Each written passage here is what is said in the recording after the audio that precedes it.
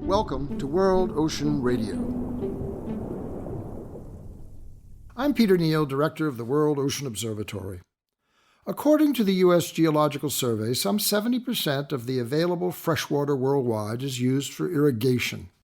I find this astonishing, that the remaining 30% accumulated in the aquifers, lakes and rivers, wells, and annual rainfall, that is the volume by which our drinking water, sanitation, manufacturing needs are met. And this supply is further diminished by pollution and changing climate conditions, fire, drought, erosion, and mismanagement. It is no wonder that our cities around the world are critically short of water for basic public health, that refugees are moving in search of water-rich opportunity, that the commodification of water continues in order to monetize and profit from diminished supply and increased demand, and that we are beginning to understand the threat of water as a cause for instability and conflict. Irrigation has been required to aid horticulture since the beginning of time. I was once witness in China of a farmer with a hillside field, each plant surrounded by mounded earth, using a bullock turning a mechanism to lift buckets of water from a well to empty one at a time to allow that water to run downhill to saturate the rows until the very last plant was fed enough, no less, no more, than what was needed that day. It was ingenious and effective, perfectly tuned to the requirement. Not a drop of water wasted.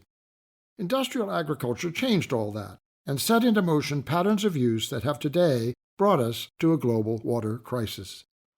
The key to this phenomenon was irrigation, taken from underground and freshwater places to supply a technology, pivot point irrigation, that enabled such modern-day miracles as Israel, a nation formed from the desert using water from the Jordan River, or the California farms and orchards fed by dams and reservoirs and conduits to collect and distribute to places where things could not grow.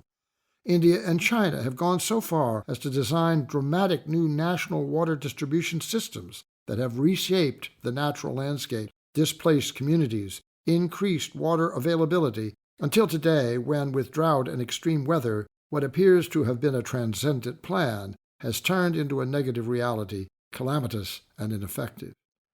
At the heart of this situation is what has been called the irrigation efficiency paradox.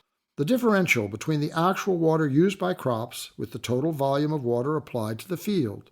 The gap is measured by water that percolates into the land below its intended use, or evaporates with ever-increasing temperatures, or simply runs off as excess water somewhere else in the natural water system of the region, what could be a return or recycling outcome of whatever is not effectively used.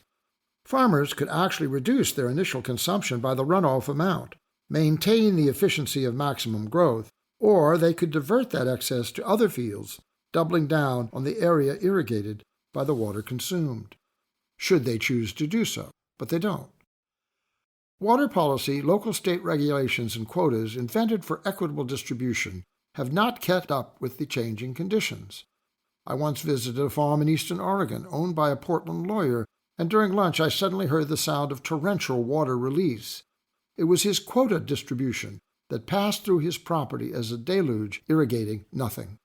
He explained that if he did not use his full quota, he would lose it according to Water Association rules. The water passed on into downstream of the river from which it was first taken, providing no use to him, but at least retained to provide some use for someone else. Incentives have been devised to pay farmers to increase irrigation efficiency and reduce consumption. Modifications to quotas, reduction of water available to farmers has been attempted, but therein lies the paradox. The solution to the problem benefits one user over another, moderates irrigation supply, but provides downstream value to cities or other users who are confronted with having no water at all. What are the solutions? If farmers will not change their areas farmed, crops grown, and quota demands, the decline seems inevitable. Less water, as predicted, no reduced demand, declining revenues, community disruption, and the providing resources consumed by paradox and reduced to a trickle, no water left to drink. Remember, this describes 70% of the freshwater use worldwide. What happens when the water cycle fails because we won't change our water-wasting ways? And when those dry rivers meet the sea, what then? How will that outcome affect our coasts and oceans? How will we live, upland and down, without water?